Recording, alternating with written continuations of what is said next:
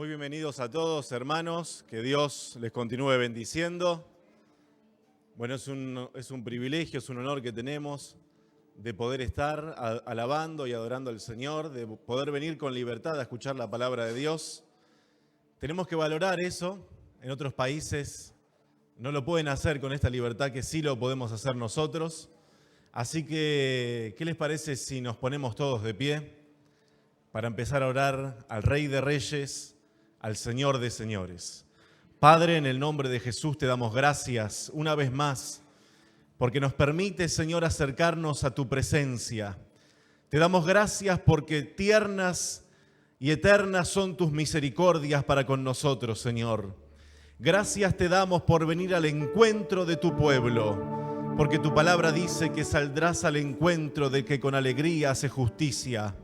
Señor, en el nombre de Jesús de Nazaret, y en esta tarde, Señor, tarde de Santa Cena, queremos honrar tu nombre y bendecirte, porque eres digno de toda gloria, de todo honor, eres digno de toda sabiduría, porque tuya es la fortaleza, Señor. Padre, en el nombre de Jesús de Nazaret, queremos que ministres nuestras vidas, queremos adorarte, bendecir tu nombre, alabarte, Señor, en el nombre de Jesús de Nazaret, que podamos hacerlo con el entendimiento, pero también en espíritu y en verdad, Dios mío. Señor, tu nombre es reverenciado entre tu pueblo. Señor, tú eres digno de gloria, eres digno de alabanza, eres digno de suprema alabanza.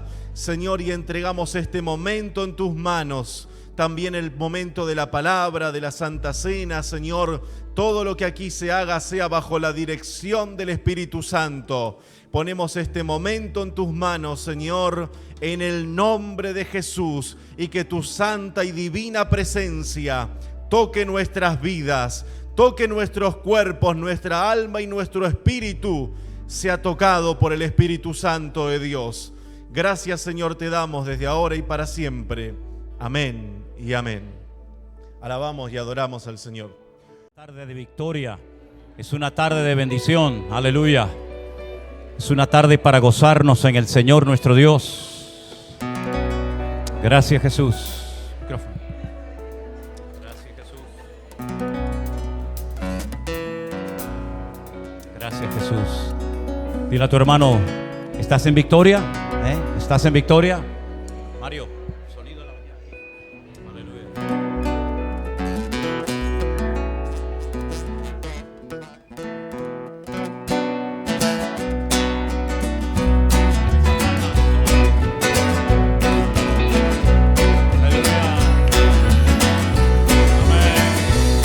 Tú vienes contra mí con espada y jabalina, yo voy contra ti en el nombre de mi Dios.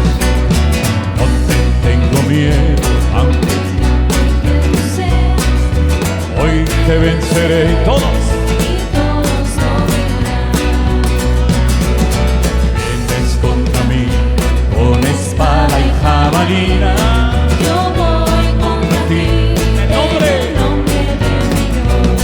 y no te tengo miedo, por muy grande que tú seas, hoy te venceré todos. Y todos Al enemigo yo vencí en el nombre de mi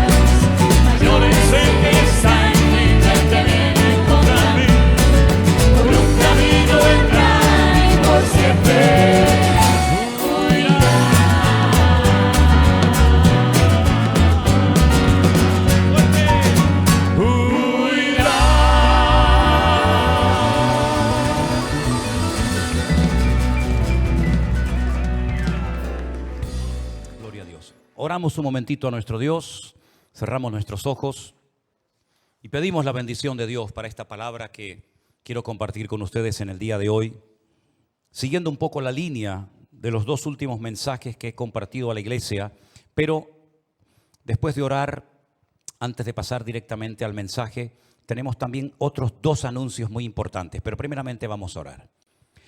Padre Celestial, gracias de todo corazón por este privilegio que nos das de disfrutar de nuestra comunión contigo y de saber que hay tantos y tantos, miles y miles de hermanos que están siguiendo, Señor, este culto en directo, gozándose en sus hogares.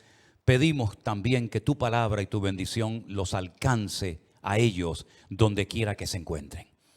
Gracias, Señor, por este privilegio de formar parte de la familia de Dios, la familia más grande y más hermosa sobre la faz de la tierra.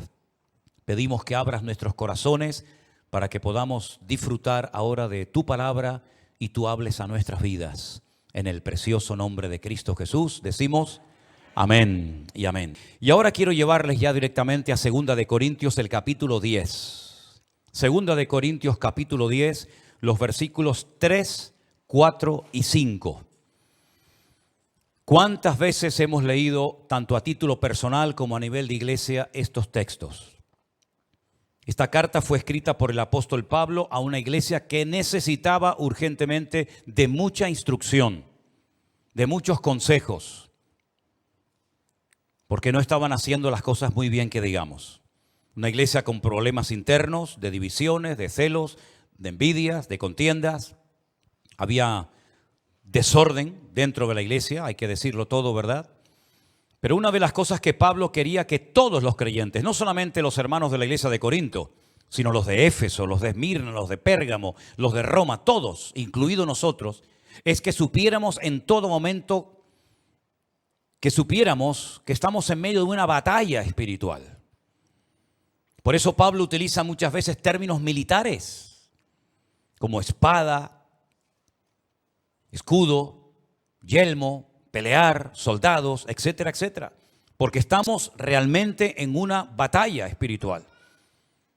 No es nuestra lucha contra sangre y carne, dice Efesios capítulo 6, sino contra principados, contra potestades, contra enemigos espirituales que aunque no vemos son reales.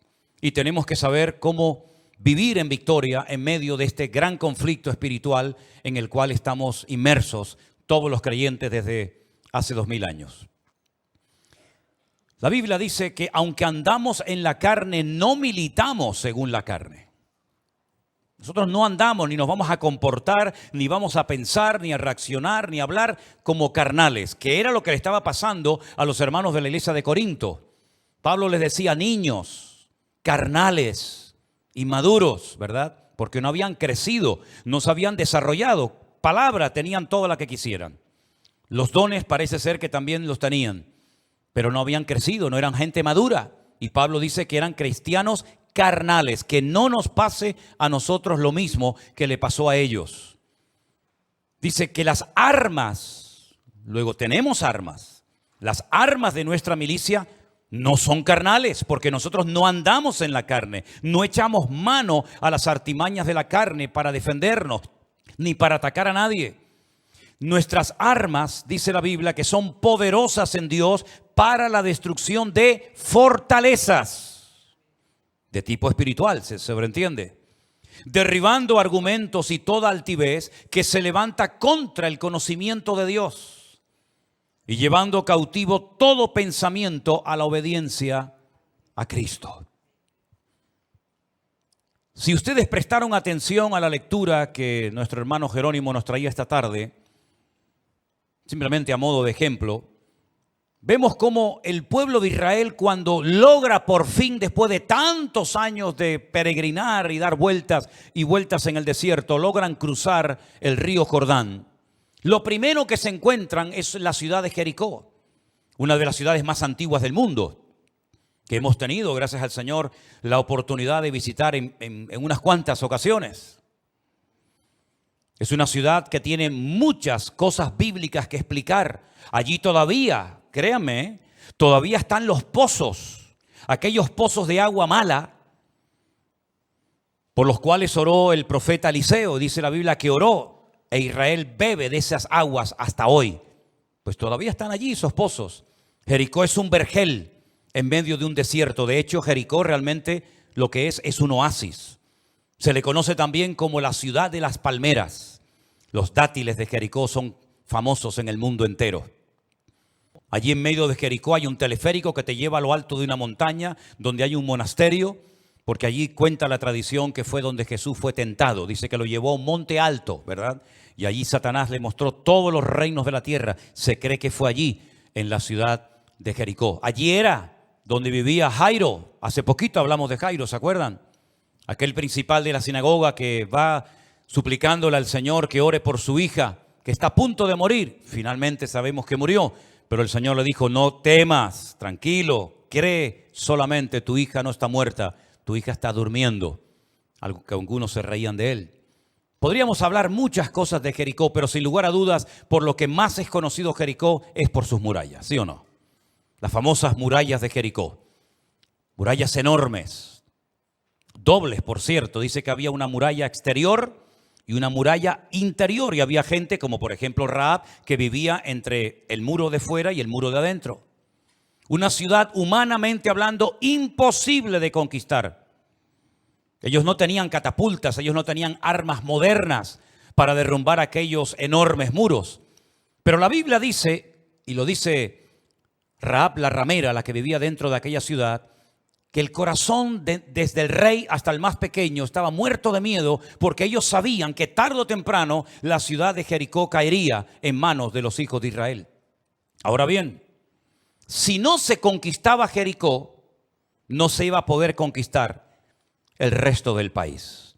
Ese es el motivo, esa es la razón por la cual algunos creyentes todavía siguen peleando con cosas que no logran superar. Y la pregunta es, ¿por qué yo no logro superar nunca este tema puntual?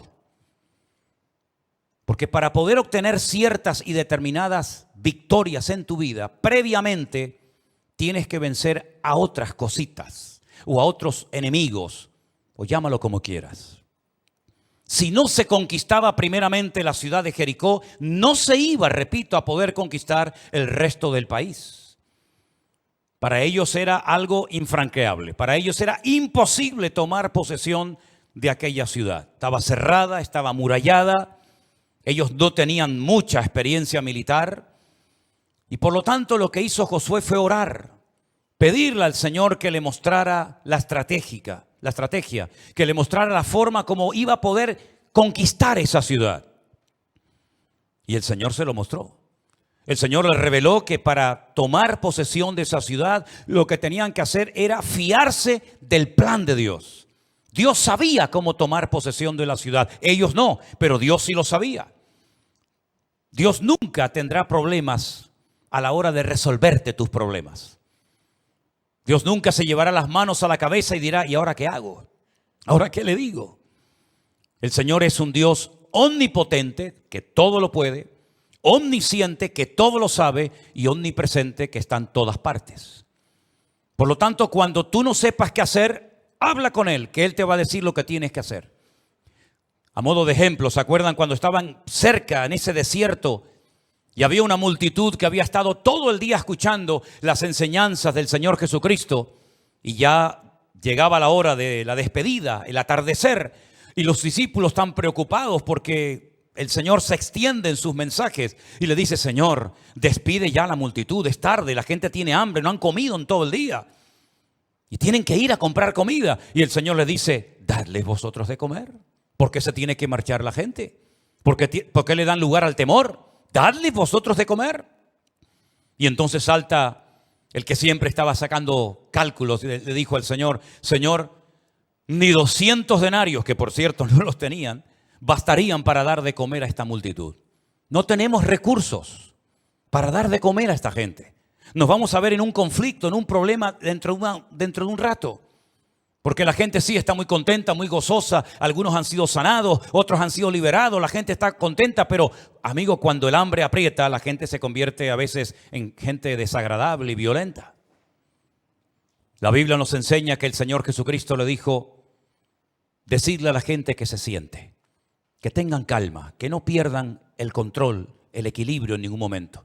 Y por ahí entonces se dan cuenta de que había un muchacho con unos poquitos panes y peces y se los traen al maestro y le dicen, pero por otra parte, Señor, ¿qué es esto para tanta gente? Y el Señor dijo, dádmelos. Y dice que bendiciéndolos, dio gracias, partió aquellos panes y aquellos pocos peces y comieron multitudes. Y dice la Biblia que sobraron cestas enteras llenas de pedazos que habían sobrado. ¿Cuántos dicen amén? Si hubieran despedido a la gente, si hubieran perdido uno de los milagros más espectaculares de todos los que hizo el Señor Jesucristo. ¿Te das cuenta cómo a veces no es bueno decirle, Señor, quítame esto? Porque si te lo quita inmediatamente, no aprendes una lección que te puede capacitar para las próximas pruebas y dificultades que tendrás que experimentar en el futuro. Entonces decir, Señor, yo no entiendo lo que me está pasando. Yo no entiendo cómo puedo superar esto, pero en el nombre de Jesús yo confío en ti y sé que tú me vas a mostrar qué tengo que hacer. Y cuando Dios te muestra qué tienes que hacer, indirectamente te está diciendo lo que no tienes que hacer. Josué le dijo, está bien, Señor, dinos qué hacemos. Ellos ya estaban afilando sus espadas, sus lanzas, sus jabalinas, ya estaban ya maquinando en las carpas diciendo, bueno, vamos a atacar por allí, o tú subes por acá y yo hago esto. El Señor le dijo, nada de eso, olvídense. Esta batalla es mía y ustedes tienen que aprender a oír las instrucciones que yo les voy a dar y fiarse de ellas y ponerlas en práctica. ¿No dice la Biblia, encomienda al Señor tu camino? Confía en Él y Él hará. Pues eso es lo que hicieron, oraron al Señor, expusieron su problema delante de Dios. Señor, hemos cruzado el río Jordán, hay niños, hay mujeres, hay ancianos, hay animales. Señor, llevamos 40 años dando vueltas. Ya estamos cansados de tanta arena, de tanto calor, de tanto desierto. Señor, ya queremos tener nuestro trocito de tierra para criar nuestros animales, para plantar, para tener una vida feliz, hacer nuestras casitas. Señor, ¿qué hacemos? Y el Señor le dijo, dar vueltas. Dar vueltas. Dar vueltas. Bueno, será para ver el perímetro de las murallas, ¿no? Para ver cuán grandes son. Por ejemplo, las murallas de Jerusalén tienen un perímetro de 4,5 kilómetros aproximadamente. Entonces, bueno, siempre es bueno conocer el terreno que vas a atacar o vas a visitar, ¿verdad? Antes de ir. Yo tengo la costumbre, por ejemplo, antes de ir a un sitio, me meto en internet y estudio todo lo que puedo estudiar sobre esa ciudad, sobre ese país, el clima, la gente, la historia, lo que hicieron estos, lo que hicieron los otros, y así más o menos me entero un poco de lo que me voy a encontrar. Entonces probablemente cuando Josué reunió a todos sus soldados y les dijo, muchachos, mañana nos vamos a levantar temprano, al alba, a la hora que sale el sol, y vamos a dar una vuelta alrededor del perímetro de la ciudad de Jericó. Y dijeron, es lógico, es normal, es la primera vez que vemos esta ciudad.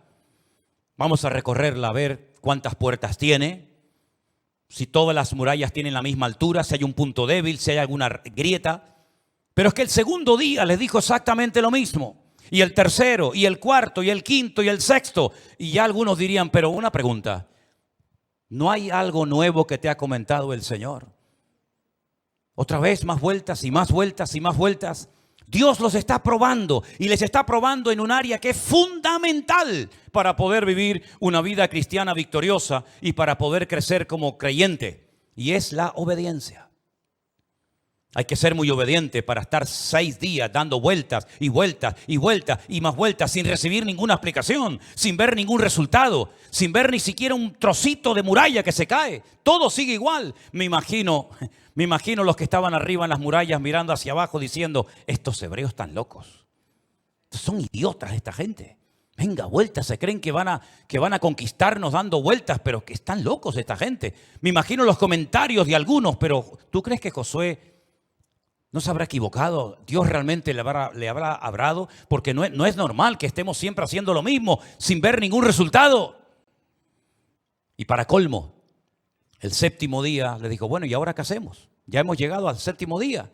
Ya conquistamos, sacamos las espadas, sacamos las lanzas, los escudos, la jabalina. Dijo, no, ahora tengo una orden nueva de parte del Señor. Dije, bueno, gloria a Dios, por fin. Hoy me dijo el Señor que tenemos que dar no una, 7 vueltas. 7 vueltas. ¿Sabes el calor que hace en ese valle? Yo no sé qué época podía ser, la verdad es que podría averiguarlo, ¿no? No lo he hecho, ¿no? Pero yo sé que hace mucho calor en el Valle del Jordán.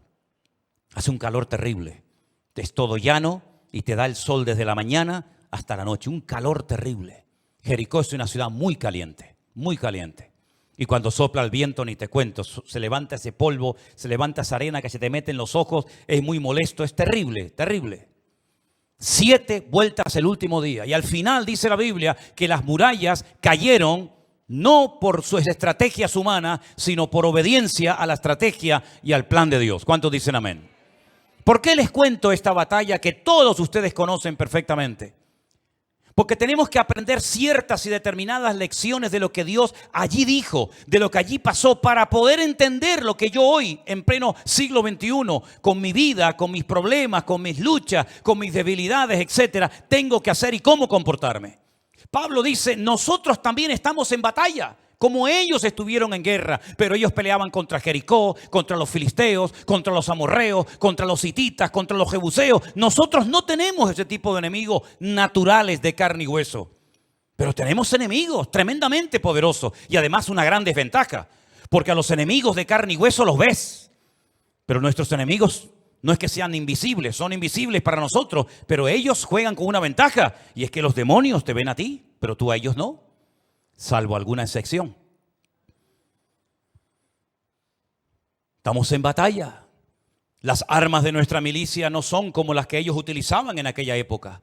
Pero Pablo dice, tenemos armas que sirven para destruir fortalezas, para derribar argumentos y para tomar cautivos pensamientos y llevarlos a la obediencia de Cristo Jesús.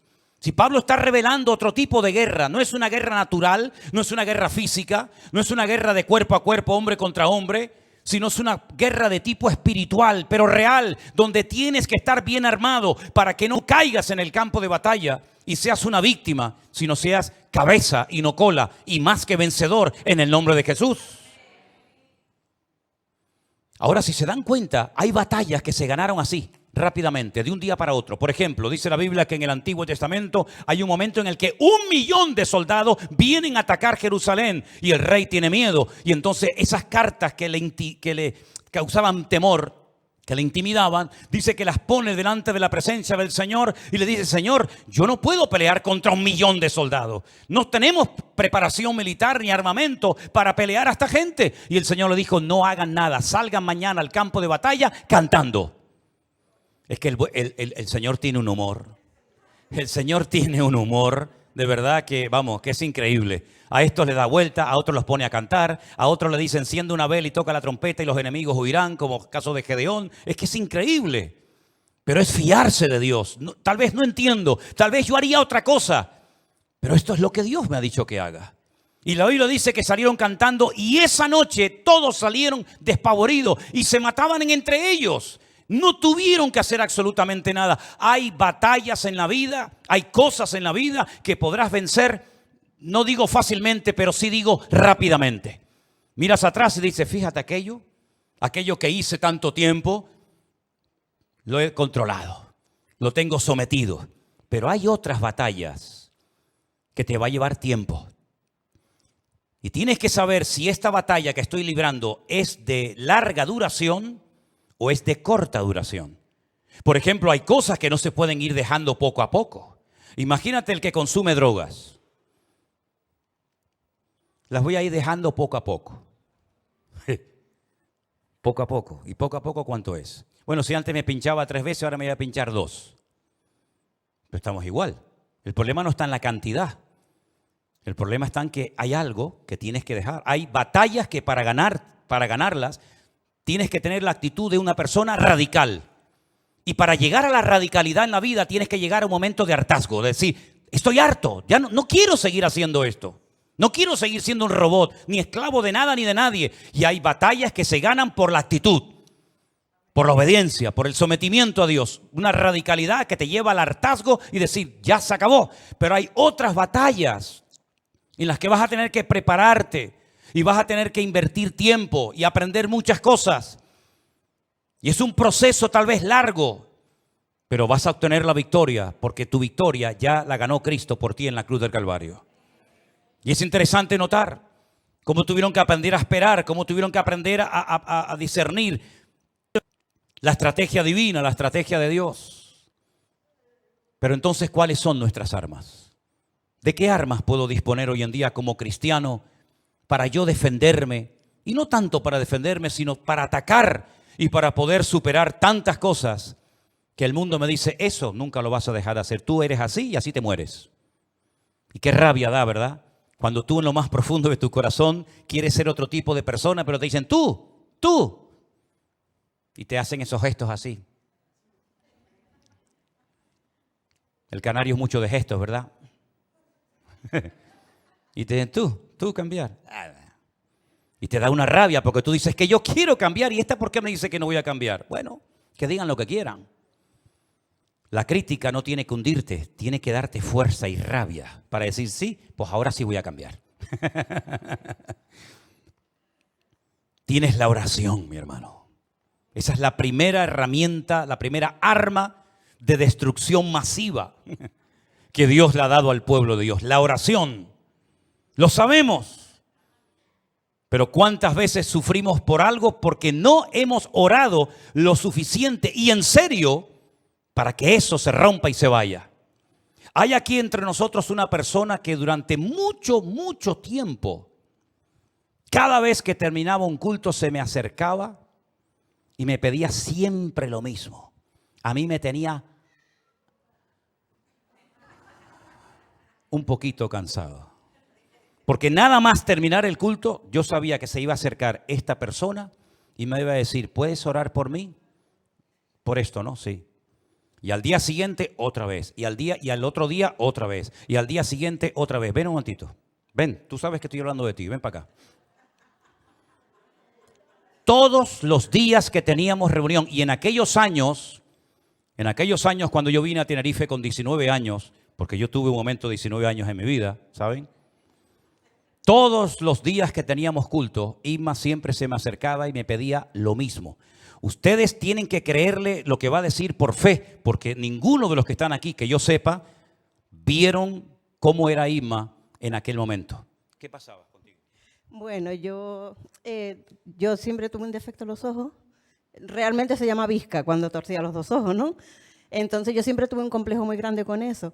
Entonces cuando conocí al Señor, empecé a ir a la iglesia. Era muy visca, sí, muy visca. O sea, visca, total, sí. Incluso yo me acuerdo que Manolo hablaba conmigo, otro compañero del que era amigo de él, que también estuvo por aquí, y yo miraba siempre para el suelo porque me era tanto el complejo que me daba cosa mirar para adelante. Entonces, nada, cuando yo conocí al Señor, yo dije, pues el Señor me tiene que sanar como sea.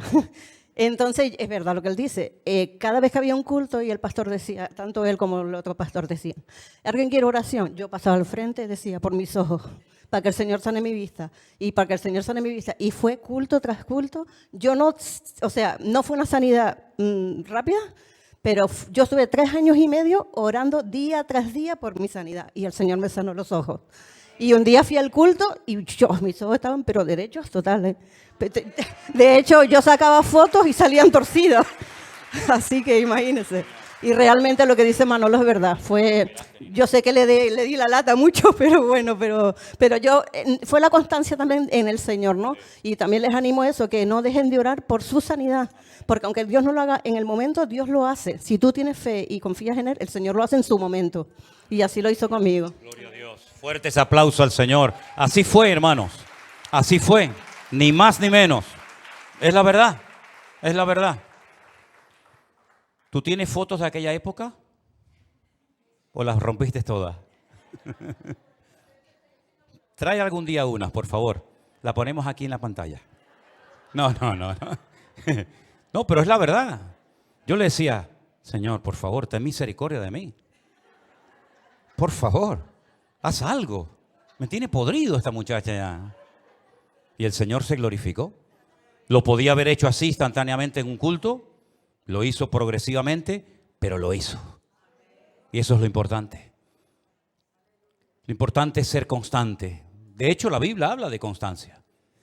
Uno de los primeros versículos que yo me aprendí en mi vida, que seguro que muchos de ustedes lo saben también, 1 Corintios 15, 58, dice, así que hermanos míos, estad firmes y constantes, creciendo en la obra del Señor siempre, sabiendo que vuestro trabajo en el Señor no es en vano. Amén, hermanos.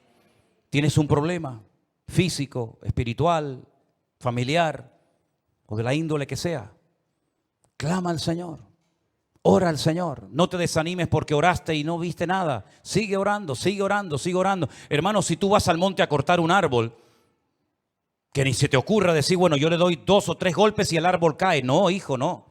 El árbol lo vas debilitando y debilitando poco a poco y te va a costar y sacarás a lo mejor heridas en las manos y un día y una hora y otra hora. Pero cuanto más le des, más se debilita el árbol. Exactamente igual ocurre en la vida, digamos, espiritual. Hay cristianos que si hubieran orado un poquito más, la bendición la podían haber obtenido. Le faltó un pelín para llenar la copa, la copa, ¿no? Y ahí se quedaron a medias y dijeron, ya no aguanto más, ya me voy. Las armas de nuestra milicia son poderosas en Dios. Y una de ellas, repito, es la oración. Yo sé que hay muchas promesas, sé que hay muchos versículos, sé que hay muchos ejemplos y oraciones preciosas, por cierto, en la Biblia, tanto en el Antiguo como en el Nuevo Testamento, incluso hasta oraciones de Jesús, ¿verdad? El famoso Padre Nuestro, Juan capítulo 17, cuando Él ora por sus discípulos y por nosotros también, aunque no habíamos nacido ni estábamos allí en aquel momento, ¿verdad? Pero Él dice, es que no reciben porque no piden. Ya sé que hay otro que dice, sí, pero es que pedimos y no recibimos porque pedimos mal. Sí, pero eso no lo quiero usar ahora. El que quiero comunicarte y compartirte es este. No reciben porque no piden. ¿Por qué no pides? ¿Por qué no pides? Perdonen si les suena mal este refrán, pero es que es así. Dice que el que no llora, pues llora. Clama al Señor y yo te responderé y te enseñaré cosas grandes y ocultas que tú no conoces. Así que ora al Señor, es un arma poderosa que tienes. Nosotros cuando oramos sabemos que Dios nos está escuchando, ¿sí o no? Porque Dios no es sordo. Y lo bueno de la oración, fíjate la estructura, la forma como Dios ha diseñado este tema de la oración, con otros no, pero con el tema de la oración lo ha hecho tan accesible que puedes orar sentado, o de pie, o conduciendo, o en un barco, en un avión, en un submarino. Puedes orar en cualquier postura, cualquier hora del día, de pie, sentado, caminando, corriendo, como sea. Es decir, no hay límites, puedes orar cuando quieras, cuantas veces quieras. No hay un horario, bueno, de 3 a 4 y de 6 a 8. En cualquier momento puedes orar. Ora, mi hermano, hasta que veas la bendición de Dios en tu vida. ¿Cuántos dicen amén? El sueño de toda mi vida, uno de los sueños que yo tenía, era poder algún día tener una autocaravana y poder viajar por ahí, predicar la palabra y visitar gente. Y como nadie me hacía caso en mi casa, porque ya era el pesado de siempre, yo me reunía con Miriam y le decía, Miriam, mira, como los demás no me hacen caso, ven conmigo. Y claro, era pequeñita, casi venía obligada, ¿no? O sea, vamos a ponernos de rodillas y vamos a orar, tú y yo, todos los días, para que el Señor nos dé una autocaravana. Pasaron años y yo no tenía, ni una bicicleta, hasta que el Señor nos la dio. En otras palabras, hermano, no se canse de orar. Clama al Señor, pide al Señor. Y el Señor tiene grandes regalos y sorpresas, pero es que si no se los pides, a lo mejor el Señor dice, bueno, se lo voy a dar a otro. Ese hombre tan hermoso era para ti, pero no lo pediste, se lo dio a otra. No, déjenlo ahí. Tenemos la palabra de Dios, amén, hermanos. La palabra de Dios, inspirada por el Señor. ¿Para qué? Para que sepas cómo comportarte, cómo pensar, cómo hablar, cómo moverme, cómo actuar. Lámpara es a mis pies tu palabra y lumbrera mi camino, decía el salmista en el 119, ¿verdad? La palabra de Dios te orienta, la palabra de Dios te alienta, la palabra de Dios te habla, te abre los ojos. Fíjense cuando aquellos 2 discípulos desanimados diciendo, nos hemos equivocado de Mesías, dejamos el trabajo, dejamos la familia, dejamos todo, hasta vergüenza les daba volver a su provincia y se iban en dirección opuesta porque Emaús está yendo en una dirección y Galilea está en otra dirección. Ellos eran galileos, ellos eran del norte, pero seguramente a estos 2 discípulos les daba vergüenza volver a su tierra y decir, nos hemos equivocado, mataron al Mesías, lo dejamos todo creyendo que era el verdadero y nos hemos equivocado. Y dice que camino hacia Emaús el Señor se les presentó y empezó a hablarles.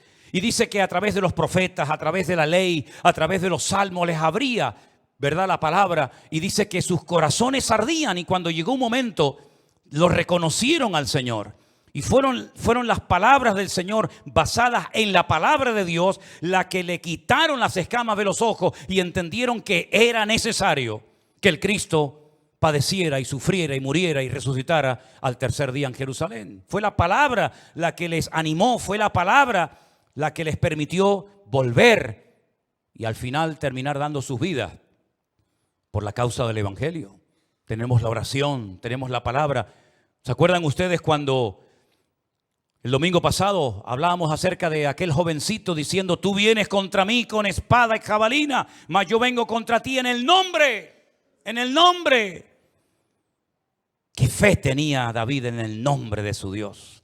Bueno, la Biblia dice en la carta de Pablo a los Filipenses que por cuanto él se humilló y se hizo obediente hasta la muerte y muerte de cruz, Dios, el Padre, lo exaltó hasta lo sumo y le dio un nombre sobre todo nombre, para que en su nombre se doble toda rodilla de los que están en el cielo, en la tierra y aún debajo de la tierra, y toda lengua confiese que Cristo es el Señor, para gloria de Dios Padre. El día de la despedida, cuando Jesús se separa de sus discípulos y es ascendido y llevado a la gloria, Él les dice: id por todo el mundo y predicad el evangelio a toda criatura. El que creyere y fuere bautizado será salvo. Y les dice: en mi nombre echarán fuera demonios, en mi nombre pondrán las manos sobre los enfermos y sanarán. Todo era en mi nombre, en mi nombre, en mi nombre. Y llegó un día en el que el Señor les dijo: hasta ahora nada habéis pedido en mi nombre, pero atrévanse a utilizar el poder de mi nombre, la autoridad de mi nombre, para que el Padre sea glorificado en el Hijo. Tienes un problema en tu vida, una atadura, una fortaleza, algo que te está agobiando, algo que te roba el sueño, algo que te roba la paz. Utiliza, invoca el nombre de Jesús. En el nombre de Jesús, esto se va de mi vida. Y si mañana viene otra vez, lo que sea, a molestarte, en el nombre de Jesús te recuerdo lo que te dije ayer: vete de mi vida. Y otra vez, hasta que finalmente, dice la Biblia, que si te sometes a Dios, el diablo huirá de vosotros. ¿Cuántos dicen amén? Tenemos que acostumbrarnos a usar más el nombre de Cristo. Cuando oremos, cuando vayamos a trabajar, cuando estemos conduciendo, cuando vayamos a un viaje: Señor, en tu nombre yo voy a hacer esto. Señor, en tu nombre que se abran las puertas. Señor, que tu nombre sea glorificado y que la gente reconozca que esta obra, quien la ha hecho, no ha sido el pastor, no ha sido un hombre, sino ha sido el Señor a través de su precioso y poderoso nombre. No solamente tenemos la oración y la palabra y el nombre de Cristo, sino dice la Biblia: vuestra fe ha vencido al mundo. El regalo, el don de la fe, qué maravilloso. Y hermano, qué triste cuando he conocido gente que me dice: ¿cómo me gustaría a mí? Eso me lo han dicho, ¿eh? ¿Cómo me gustaría a mí tener la fe que ustedes tienen? Y yo digo: bueno, pues pídela al Señor. La fe es un regalo de Dios maravilloso.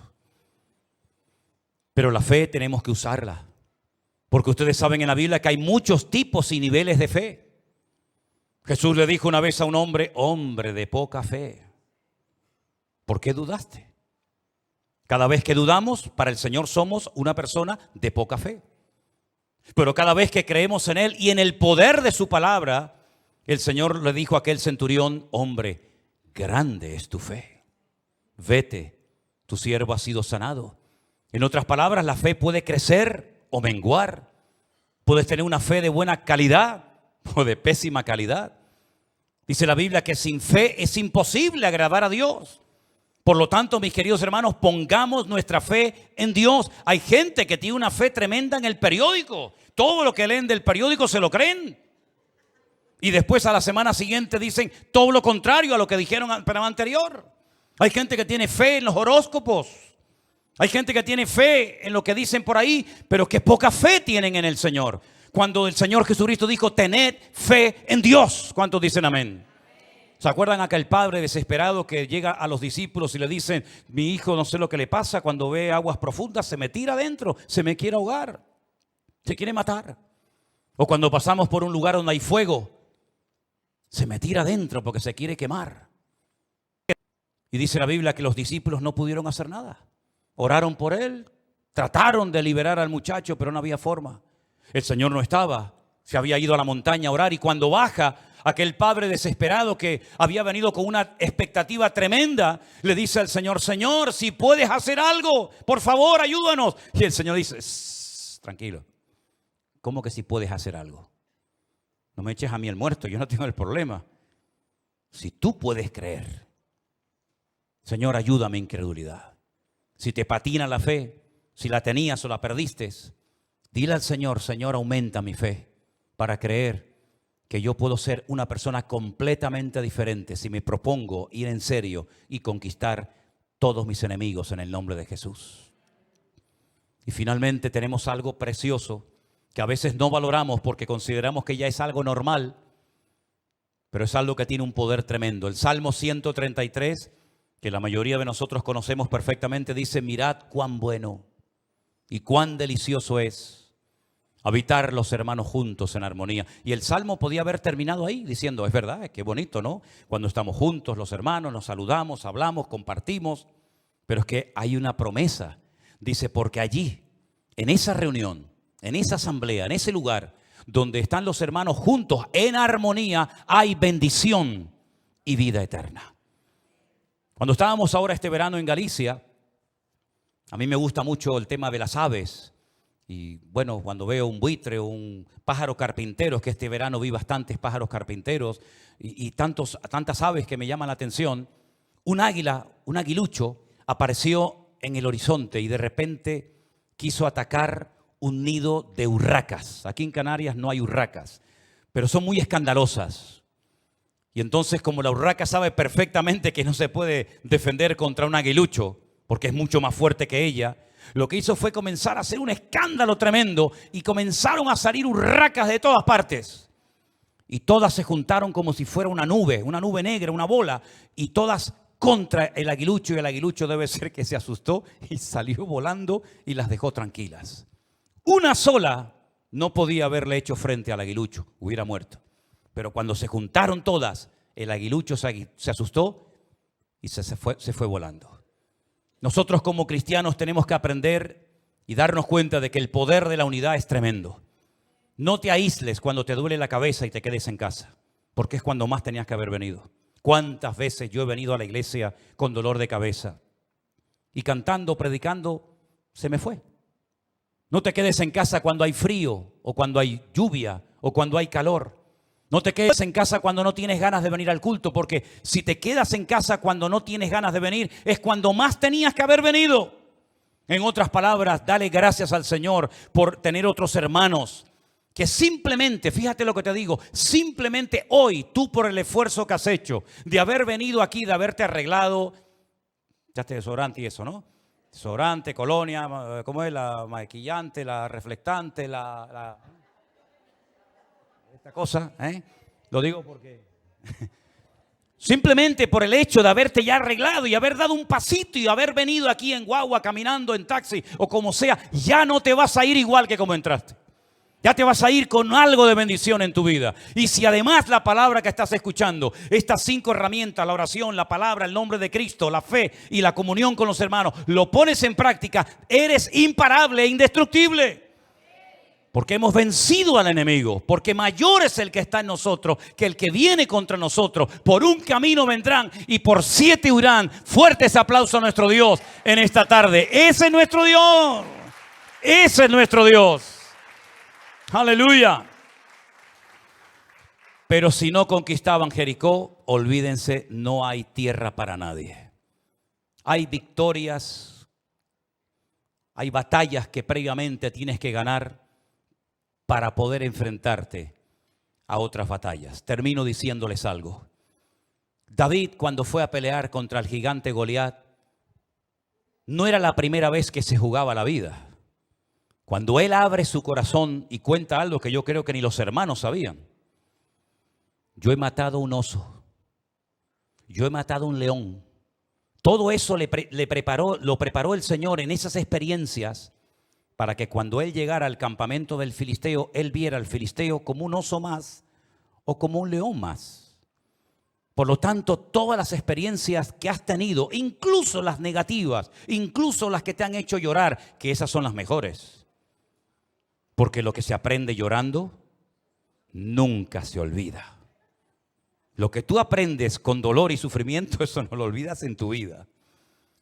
Pues dale gracias al Señor por todo el bagaje y por todo el recorrido que has caminado con Él, porque todo eso te ha capacitado y te ha preparado para que termines este año, que todavía te quedan muchos días, semanas y meses, en la más contundente victoria y sea el mejor año de tu vida. ¿Cuántos dicen amén? ¿A cuánto le gustaría tener el mejor año de su vida? A ver, levanten la mano.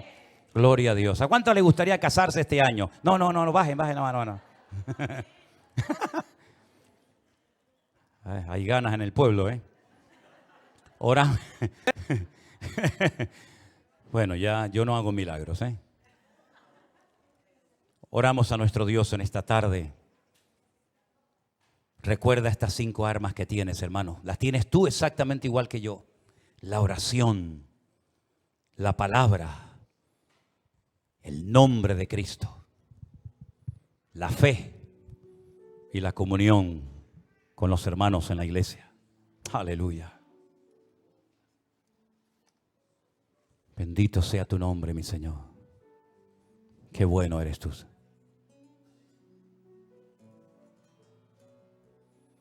Gracias, Señor Jesús. Todo lo que sucede en nuestras vidas tiene un propósito y una razón de ser. Oh, gracias, Señor. Gracias, Padre. Pero no te resignes a la mediocridad. Permítele al Señor sorprenderte en estos próximos días. Ponte de pie conmigo en esta tarde. Aleluya. Gracias, Señor. Tú vienes contra mí con espada y jabalina. Yo voy contra ti en el nombre de mi Dios. No te tengo miedo, por muy grande que tú seas. Hoy te venceré y todos lo verán. Tú vienes contra mí con espada y jabalina. Yo voy contra ti en el nombre de mi Dios. Y no te tengo miedo, por muy grande que tú seas. Hoy te venceré. Y todos lo verán. Al enemigo yo vencí en el nombre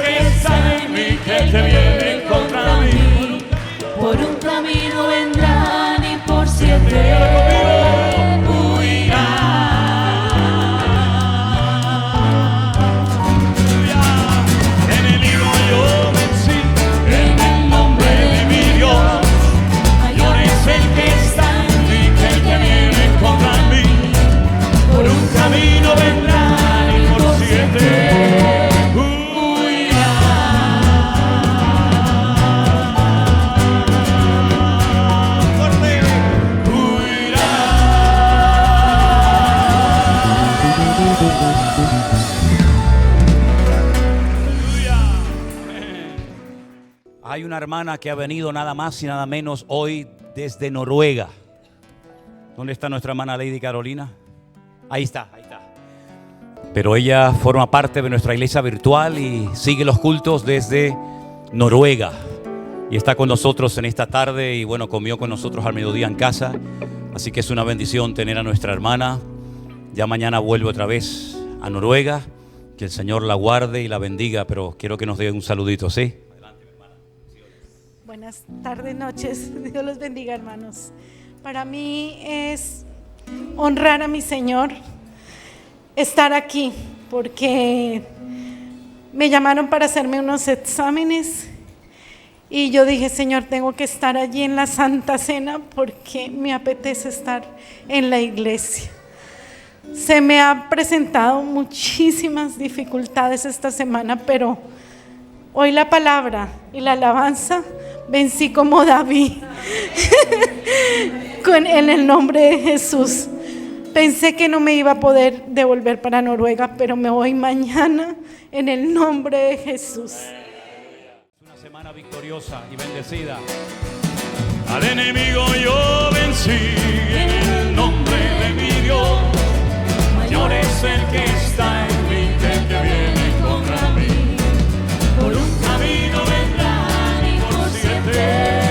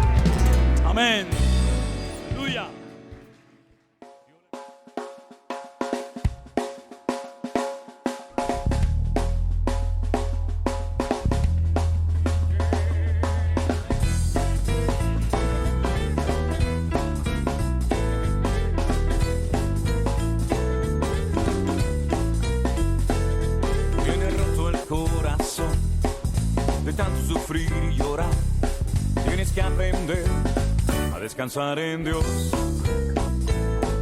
No importa lo que te dijeron, no importa lo que te hicieron, tienes que aprender a descansar en Dios.